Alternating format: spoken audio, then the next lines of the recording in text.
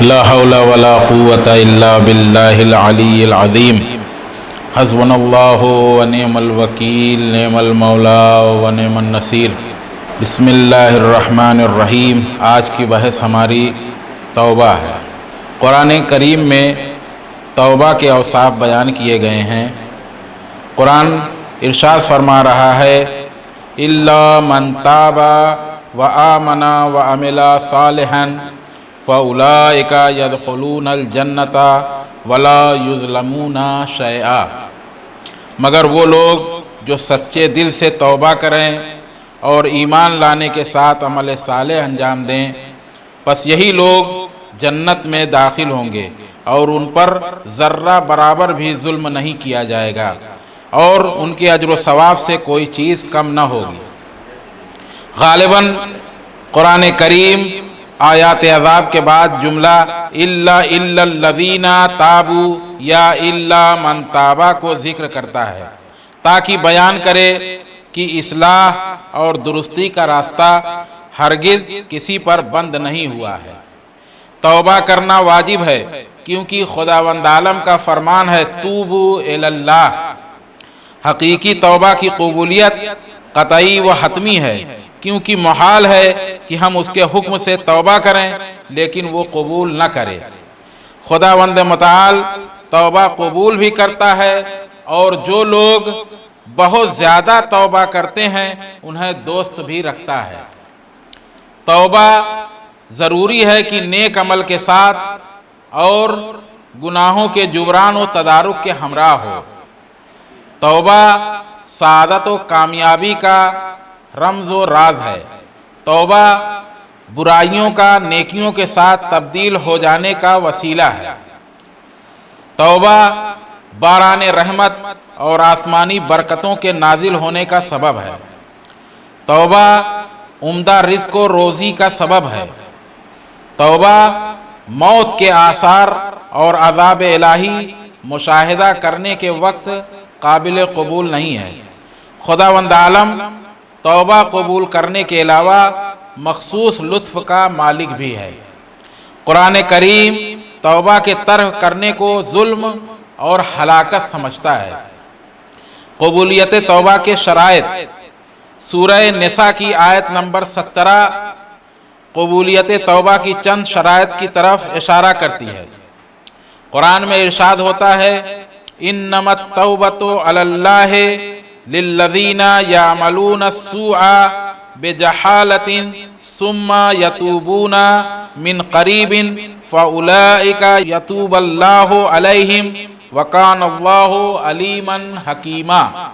توبہ کی قبولیت تو خدا کے ذمے صرف ان لوگوں کے لیے ہے کہ جو جہالت و نادانی کی وجہ سے برا کام انجام دیتے ہیں اور پھر فوراً توبہ کر لیتے ہیں، پس خداوند عالم ان کی توبہ کو قبول کر لیتا ہے اور خداوند عالم علیم و حکیم ہے۔ لہذا انسان سے اگر کوئی گناہ سرزد ہو جاتا ہے تو فوراً اللہ کی بارگاہ میں توبہ کرے تو اللہ تعالیٰ اس کی توبہ کو قبول کر لیتا ہے۔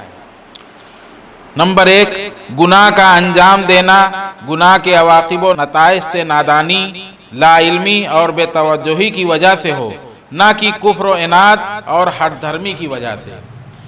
نمبر 2، فوراً توبہ کرے اس سے پہلے کہ گناہ اس کو گھیر لے یا اس کی عادت و خصلت بن جائے اور یا قہر و غضب اور عذاب الہی سر پر پہنچ جائے۔ حضرت امام جعفر صادق علیہ السلام فرماتے ہیں کہ ہر گناہ کہ جس کا انسان مرتکب ہوتا ہے اگرچہ آگاہانہ طور پر ہی کیوں نہ ہو، حقیقت میں وہ جاہل ہے کیونکہ اس نے خود کو قہر و غضب الہی کے خطرے میں قرار دیا ہے۔ البتہ توبہ کر لینے والا گنہگار اس شخص کی مانند ہے جس نے کوئی گناہ نہ کیا ہو اور اس نومولود بچے کی طرح گناہوں سے پاک ہے جس نے شکم مادر سے ابھی جنم لیا ہو۔ نجات بخش توبہ کیا ہے؟ قرآن مجید ارشاد فرما رہا ہے فلولا کانت قریۃ آمنت فنفعها ایمانها الا قوم یونس لما آمنوا کشفنا عنہم عذاب الخزي فی الحیات الدنیا وَمَتَّعْنَاهُمْ إِلَىٰ حِينٍ، سورہ یونس آیت نمبر 98۔ خدا فرما رہا پس کیوں کسی بستی والے ایسے نہیں ہیں جو بر وقت ایمان لے آئیں اور ان کا ایمان انہیں فائدہ پہنچائے، سوائے حضرت یونس کی قوم والوں کے کہ جب وہ آخری لمحوں میں ایمان لائے تو ہم نے ان سے دنیاوی و زندگانی میں رسوا کنندہ عذاب برطرف کر دیا اور انہیں ایک مدت تک آرام و سکون سے رہنے دیا۔ تفاسیر میں آیا ہے کہ حضرت یونس علیہ السلام نے بہت سالوں تک لوگوں کو خدا پرستی کی طرف دعوت دی، لیکن لوگوں کے درمیان سے فقط 2 نفر آپ پر ایمان لائے۔ مدت تک تبلیغ کرتے رہے مگر ایمان لانے والے صرف 2 آدمی تھے، ایک عابد شخص تھا اور دوسرا عالم و حکیم، 2 لوگ تھے۔ حضرت یونس نے عابد کے مشورے پر لوگوں پر نفرین اور لعنت کی اور ان کے درمیان سے چلے گئے، لیکن وہ نہیں جانتے تھے کہ خداوند عالم ان کے اس کام کی وجہ سے ان پر زندگی سخت و دشوار کر دے گا۔ حضرت یونس علیہ السلام کشتی پر سوار ہوئے تاکہ کسی دوسرے علاقے میں چلے جائیں۔ سمندر کے درمیان پہنچ کر اچانک کشتی ایک بہت بڑی ویل مچھلی سے ٹکرانے کی وجہ سے ڈگمگانے لگی، سمندر میں ٹکرا رہی ہے کشتی، اور نزدیک تھا کہ کشتی کے تمام سوار سمندر میں غرق ہو جائیں۔ کشتی والوں نے فیصلہ کیا کہ اس مصیبت کو برطرف کرنے کے لیے کسی ایک فرد کو سمندر میں ڈال دیں تاکہ اس مصیبت سے جان چھوٹ جائے، اور جب قرعہ ڈالا گیا تو حضرت یونس علیہ السلام کا نام نکلا، اس لیے انہیں سمندر میں ڈال دیا گیا۔ فوراً ہی ویل مچھلی نے انہیں نگل لیا، لیکن حکم الہی سے انہیں چبانے اور ہضم کرنے سے گریز کیا۔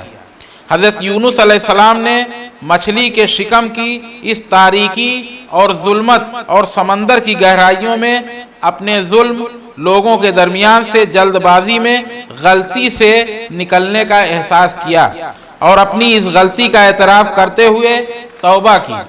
خداوند عالم نے حضرت کی دعا مستجاب فرمائی اور انہیں اس حالت سے نجات بخشی۔ اس واقعے کے بعد حضرت یونس علیہ السلام کو ذُنُّون یعنی مچھلی والے کا لقب دے دیا گیا، یعنی جناب یونس کا لقب ذُنُّون ہے، جس کی وضاحت سورہ انبیاء کی آیت نمبر 87 اور 88 میں کی گئی ہے۔ کچھ مدت کے بعد جب حضرت یونس علیہ السلام اپنی قوم والوں کی طرف پلٹائے گئے تو انہوں نے دیکھا کہ قوم ہلاک نہیں ہوئی ہے، انہوں نے اس کا سبب دریافت کیا تو حضرت کے لیے ماجرا بیان کیا گیا کہ اس مومن دانا و حکیم شخص نے جب حضرت یونس علیہ السلام کی نفرین اور عذاب کی علامتوں کا مشاہدہ کیا تو ایک بلند مقام پر پہنچ گیا، کیونکہ جناب یونس نے جب تبلیغ کی تھی تو 2 آدمی ایمان لائے تھے، ایک عابد تھا ایک عالم تھا۔